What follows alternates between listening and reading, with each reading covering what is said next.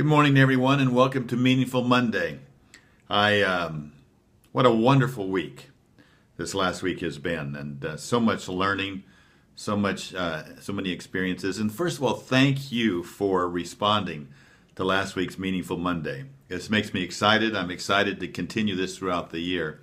Your comments and your expressions of gratitude and your sharing were all deeply appreciated, and so I encourage you to continue to do so. And if you feel like this message and this conversation is worthwhile to others, either send us a note with their email address and we'll email them, or copy them and send it to them and include them in this as well. I think the more the better. We talked last time about the importance of looking at the year a little differently. To enjoy the journey rather than anticipating the end of the year.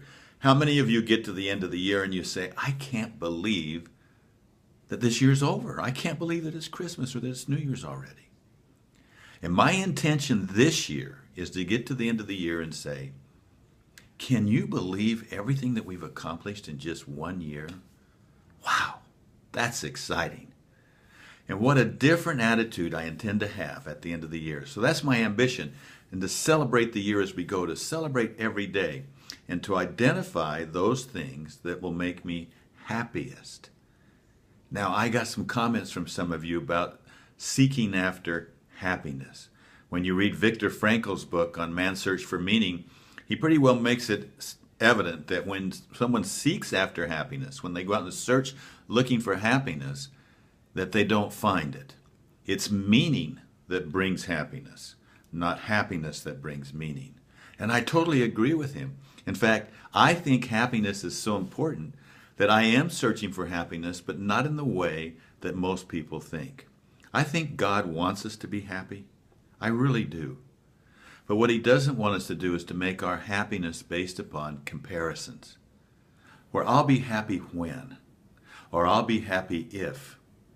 And then all of a sudden you reach that point and guess what? You're not happy. I had the opportunity to speak at a conference recently for a great organization called Awesomeness Fest. But while I was there, some of these young millionaires that have been very successful in working with internet-type companies actually were operating under the delusion that if they made a lot of money, they would be happy. And unfortunately, at this point, they appear to me to be some of the more miserable people, really seeking out how they can be happy and thinking that if they just made money, that would make them happy. But I think happiness really truly comes from meaningfulness. And as we apply more meaning into our lives and more being on purpose with where we're going, that brings that meaningfulness to us. The concept of a bigger future. What is your bigger future? What is it that transcends even your business? Include your family, include your loved ones, include your relationship with the Supreme Being, with God. It includes all of that transcends your current business.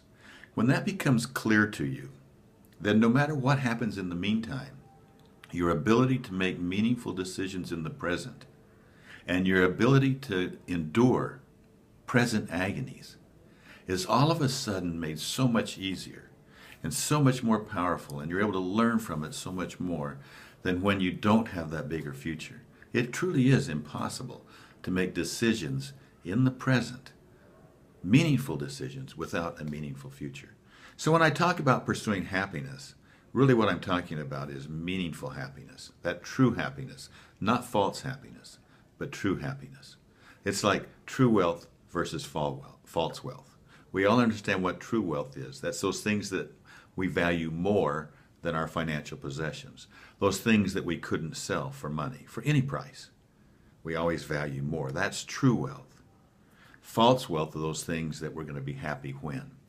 So in that light, I wanted to make that clear. So I encourage you to go out and get that list, put that list together again and to review it and look at it through the eyes of what's meaningful to me and what aligns with my bigger future, what aligns with that vision that I have that transcends even my current business, my current operations, because it's like the horizon. And as I move towards it, everything that we're doing now, everything that we're building now, ultimately is to build for that particular event there.